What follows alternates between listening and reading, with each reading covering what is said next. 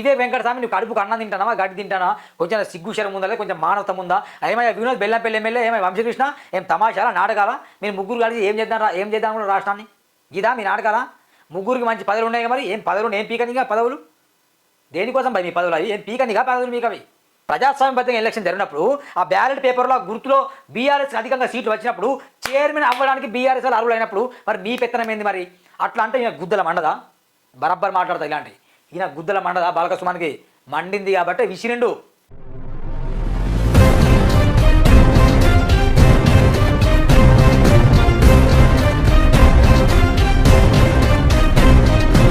మిత్రులారా నమస్కారం, నేను మీ సూరన్న. రాష్ట్రంలో ఎక్కడ చూసినా పరిస్థితులు గందరగోళంగా ఉంటున్నాయి. ఒకవైపు కోవాబాన్ ఇష్యూ బాగా హైలైట్ అయింది. తెలంగాణ గతంలో కుంభమేళలో మన మోనాలిసా, ఇప్పుడు మేడారం జాతరలో కోవాబాన్ను. ఇక ఈ 2 రోజుల నుంచి బాల్కా సుమన్ అరెస్ట్, ఈ విషయం ట్రెండింగ్లో నడుస్తుంది. వాస్తవానికి బాల్కా సుమన్ తప్ప, అరెస్ట్ చేసిన పోలీసుల తప్ప, లేకుంటే వివేక్ వెంకటస్వామి తప్ప అనేది సబ్జెక్ట్. ఇక మాట్లాడితే వీళ్ళున్నారు. ఇక ఇక్కడ వివేక్ వెంకటస్వామి చెన్నూరు ఎమ్మెల్యే, గడ్డం వినోద్ బెల్లంపల్లి ఎమ్మెల్యే, వంశీకృష్ణ పెద్దపల్లి పార్లమెంటు ఆయనది. మొత్తం ఒక ఎంపీ, 2 ఎమ్మెల్యేలు. అంటే కుటుంబ పాలన బాగుంది. కాంగ్రెస్ పార్టీలో కుటుంబ పాలన ఎప్పటి నుంచో ఉంది. సోనియా గాంధీ, రాహుల్ గాంధీ ఇట్లా చూసుకుంటే సేమ్ గతంలో బీఆర్ఎస్ పార్టీ ఉన్నప్పుడు కూడా కల్వకుంట్ల చంద్రశేఖరరావు, కల్వకుంట్ల తారక రామారావు, కవితారావు, ప్రభాకర్ రావు, మొత్తం వీళ్ళు వాళ్ళు రావులు, ఇప్పుడేమో రెడ్లు. ఇక ఇక్కడ చూస్తే మాత్రం వీళ్ళు ఒక సామాజిక వర్గమే, ఎస్సీనే, కానీ ముగ్గురు కూడా పొలిటీషియన్సే. అక్కడ విద్యార్థి నాయకుడు బాల్కా సుమన్, ఆయన బాగా చదువుకున్న వ్యక్తి, బాగా ఫైట్ చేసిన వ్యక్తి, తెలంగాణ రావాలని కలలు కన్న వ్యక్తి, హరీష్ రావు దృష్టిలో కావచ్చు, కేసీఆర్ దృష్టిలో కావచ్చు, అందరికీ నచ్చిన వ్యక్తి ఆయన. ఇప్పుడు ఆయన్ని అరెస్ట్ చేయడం అనేది కొంచెం చట్టత విరుద్ధం అనిపిస్తుంది. ఎందుకంటే సబ్జెక్ట్ ఏంటంటే ఇక్కడ ఎందుకు అరెస్ట్ అయ్యాడు? కాంగ్రెస్ పార్టీకి 14 సీట్లు వచ్చినాయి చాతనేపల్లి మున్సిపాలిటీలో, బీఆర్ఎస్కి ఎన్ని వచ్చినాయి? 7 సీట్లు వచ్చినాయి, ఇంకొకరికి 1 వచ్చింది. అంటే వాస్తవానికి 14 వచ్చిన వ్యక్తులకు చైర్మన్ అవకాశం ఉంటుంది, వైస్ చైర్మన్ అవకాశం ఉంటుంది. కానీ ఇక్కడ వీళ్ళ పౌరుషం ఏంది, వీళ్ళ పొగరు ఏంటంటే అట్టెట్లా అధికారంలో మేమున్నాం, రేవంత్ రెడ్డి మా అభ్యర్థి అంటే రేవంత్ రెడ్డి మాకు సంబంధించిన సీఎం ఈయన, అరే నా కొడుకేమో పెద్దపల్లి ఎంపీ, ఈయనేమో నా అన్నేమో మన బెల్లంపల్లి ఎమ్మెల్యే, నేనేమో చెన్నూరు ఎమ్మెల్యే, నా ఇజ్జత్ మానం ఇక్కడ ఉంటుందని చెప్పేసి బాగా ఆలోచించి కుదరదంటే కుదరదని చెప్పేసి వాళ్ళు చైర్మన్ని అడ్డుకున్నారు. చైర్మన్ ఎన్నికల్ని అడ్డుకున్నాడు, వైస్ చైర్మన్ ఎన్నికలను అడ్డుకున్నాడు. ఇట్లా చేయలేబడితే మహిళల్ని అని చూడకుండా కూడా వాళ్ళు అసభ్యంగా ప్రవర్తించారు. కాబట్టి ఈ బాల్కా సుమన్కి కోపం వచ్చింది. కోపం వచ్చి ఆయన ఏం చేసినంటే, ఎవరికైనా కోపం వస్తుంది మరి ప్రజాస్వామ్యబద్ధంగా, for the people, of the people, by the people, ఈ రకంగా ఎన్నికలు జరిగి ఎన్నుకున్నాడు మరి వాళ్ళని. మరి గెలిచిన తర్వాత చైర్మన్గా పెడితే ఏమవుతుంది మరి చెప్పు? తప్పు మీది కదా మిస్టర్ వివేక్. ఇక్కడ ఇంకోటి జరిగింది, చెన్నూరులో ఫస్ట్ జరిగినాయి. అవును, జరిగిందంటే చెన్నూరులో కాంగ్రెస్ వచ్చింది. అవును, అక్కడ కాంగ్రెస్ చైర్మన్, కాంగ్రెస్ వచ్చిన వాళ్ళే వెంటనే చైర్మన్ చేశారు, అది అయిపోయింది. అవును, కేతనపల్లికి వచ్చేసరికి ఇక్కడ బీఆర్ఎస్ వచ్చింది, కాంగ్రెస్ పడిపోయింది. అవును, ఇక ఏం చేసారు అంటే అధికారంలో ఉన్న వాళ్ళు ఇక దాన్ని పెండింగ్ లో పెట్టారు. ఎందుకంటే మనం గెలిచిన వాళ్ళ దాంట్లోకి వెళ్ళి మనం కొందాం అవును అని చెప్పేసి దాన్ని పెండింగ్ లో పెట్టారు. మన సిరిపూర్ కాజనాల్లో కూడా పెట్టారు కదా ఒక రోజు. అవును, ఇవి వీళ్ళని కూడా అట్లనే ప్లాన్ చేస్తే బాల్కా సుమన్ కు కోపం వచ్చింది. ఏ మనిషికైనా కోపం వస్తుంది. నరాల్లో రక్తం ఉన్న వ్యక్తికి పక్క కోపం వస్తుంది. ఎందుకు కోపం రాదండి? కాంగ్రెస్ అయితేంది, బీజేపీ అయితేంది, బీఆర్ఎస్ అయితేంది, ఏ పార్టీ అయితేంది, 14 సీట్లు వచ్చినప్పుడు బరాబర్ వాళ్ళు చైర్మన్ అవుతారు. సగం సగంలో టాస్ వేయచ్చు అనుకుందాం, సగం సగం లేదు కదా. 14 సీట్లు అంటే వీళ్ళకి వచ్చింది కాంగ్రెస్ వాళ్ళకి. బరాబర్ చైర్మన్ వాళ్ళే, వైస్ చైర్మన్ వాళ్ళే అవుతారు కదా. మరి మీ ఉద్దేశం ఏది? మీ పొగరు, మీ బలుపు దేనికి సాదృశ్యం? ఎన్నికలను మీరెట్లా అడ్డుకుంటారా అండి? అంటే ఎలక్షన్ కమిషన్ ఆఫ్ ఇండియా నిబంధనలు త్రుంగలో దొక్కేస్తారు. మొత్తం మీ రేవంత్ రెడ్డి మీ గురువు గారి నిబంధనలు పాటిస్తారు మీరు, అంతే కదా? అంతే. ఇప్పుడు అది అయింది. ఇప్పుడు ఇక్కడ ఎంత గొడవ. ఇప్పుడు ఆయన వివేక్ బాగానే ఉన్నాడు, బాల్కా సుమన్ వేల కోట్ల ఆశపడి ఈయన మధ్యలో విధులు నిర్వహిస్తున్న పోలీసులకు దెబ్బలైనాయి, అవును, ఇటు కార్యకర్తలకు దెబ్బలైనాయి, అవును, వీళ్ళిద్దరు బాగానే ఉన్నారు. అవును, ఇప్పుడు మళ్ళా ఇతన్ని అరెస్ట్ చేయమని పైనుంచి ఆర్డర్స్.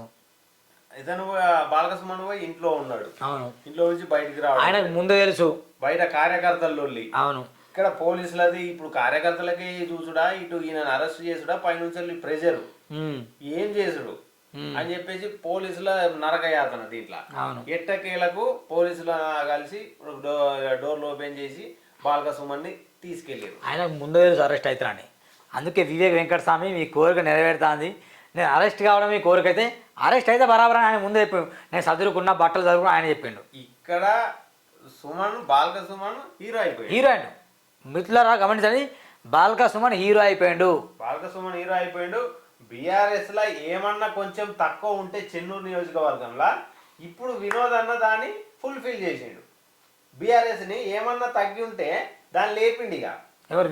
వివేక్ అన్న. అవునవును, మొత్తానికి లేపిండి, దాంట్లో ఏం లేకుండా. ఇప్పుడు బీఆర్ఎస్ అవును. సోషల్ మీడియాలో మనం చూస్తూనే ఉన్నాము, ఏది ఓపెన్ చేసినా బాలక సుమన్ అన్న. అవును, గతంలో కోబా నచ్చినట్టు ఇప్పుడు బాలక సుమన్ అన్న ట్రెండ్ అయిపోతాడు. ఇప్పుడు అట్లా చూసుకుంటే మనం ఒకసారి అది ఓపెన్ చేయి. ఇప్పుడు ఇక్కడ మన ఇప్పుడు హైదరాబాద్ జైలుకి తీసుకెళ్ళిండు. ఇక మన వాళ్ళు ఊకుంటారా? మన ఆర్ఎస్ ప్రవీణ్ ఊకుంటాడా? మన హరీష్ అన్న ఊకుంటాడా? ఇక చూడు, ఇక ఏమంటారు, వెళ్ళిండు అక్కడికి, వెళ్ళిండు ఇక ఆదిలాబాద్ కాడ ప్రెస్ మీట్ పెట్టిండు, సింహం లెక్క వచ్చిండు హైదరాబాద్ నుంచి. ప్రజాస్వామ్య పరిరక్షణ కోసం పోరాడేటువంటి మా నాయకుడు సుమన్ ఎప్పుడైనా కూడా న్యాయం వైపు, ధర్మం వైపు పోరాటం చేసినట్టు ఒక దళిత నాయకుడు. ఒక దళిత నాయకుడి మీద రేవంత్ రెడ్డి ఈ రకంగా పగ ప్రతీకారంతో అక్రమ కేసులు పెట్టడాన్ని తీవ్రంగా ఖండిస్తా ఉన్నాం. సుమన్ మీద పెట్టిన కేసులు ఎత్తివేయాలని, బేషరతుగా వెంటనే సుమన్ విడుదల చేయాలని చెప్పి కూడా డిమాండ్ చేస్తున్నాం. సుమన్ గారికి పోరాటం కాదు, ఆనాడు ఓ పక్క సింగం, ఇంకో పక్క టైగర్. ఏమన్నా నచ్చిందా?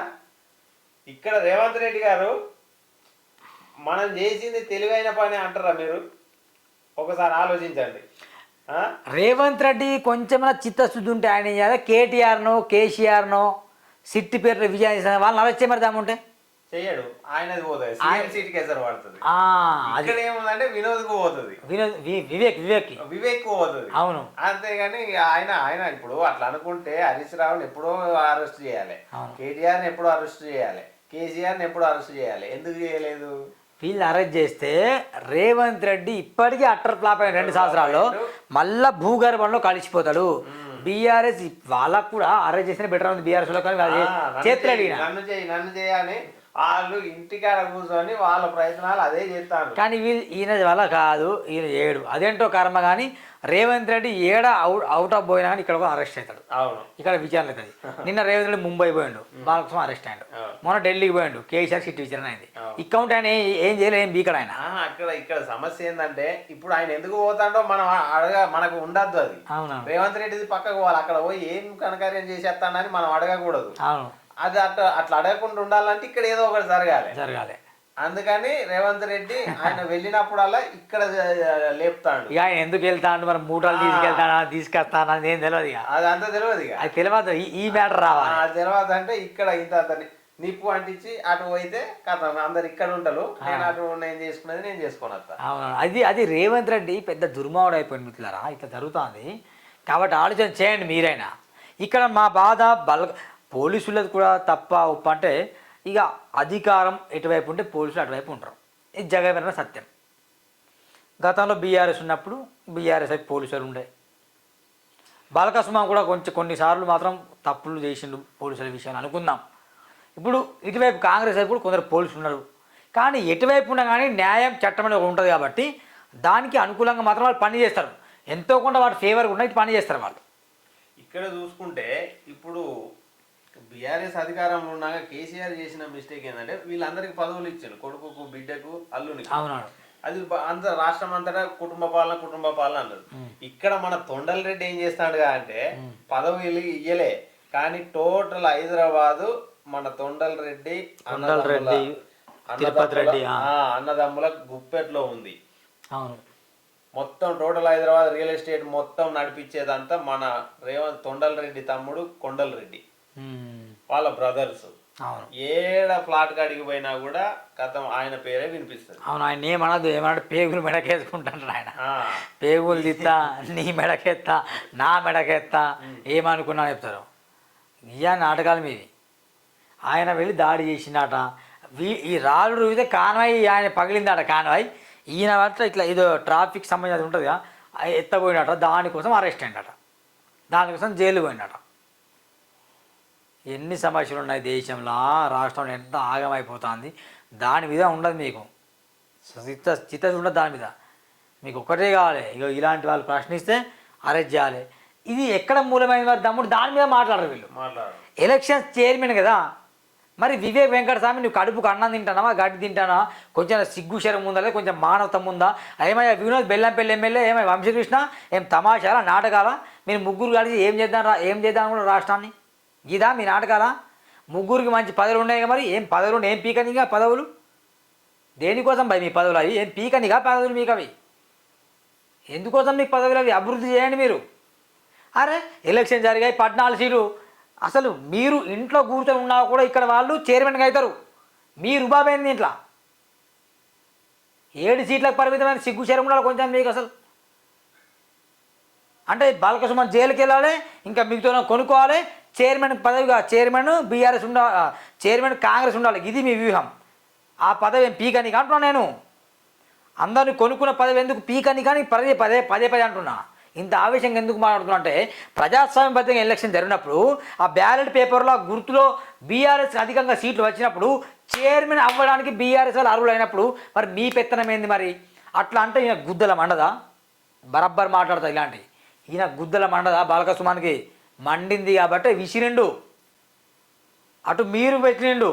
పాపం మధ్యలో పోలీసులు ఆగమైండు, వాళ్ళు ఆగమైన పాపం. మీ మధ్య అటు పై నుండి ప్రజలు, అటు మీ నుండి ప్రజలు, ప్రతిపక్షం నుండి ప్రజలు వీళ్ళకు ఏం చేయాలి? చట్టపరంగా ఇది విసరణ తప్పని చెప్పేసి అరెస్ట్ జైల్లో పోసిండు. కానీ బ్యాడ్ ఎవరికి వచ్చింది? మీ కాంగ్రెస్ పార్టీకి బ్యాడ్ నేమ్ వచ్చింది, రేవంత్ రెడ్డికి బ్యాడ్ నేమ్ వచ్చింది. Hero and Balakrishna. దాని నో డౌట్.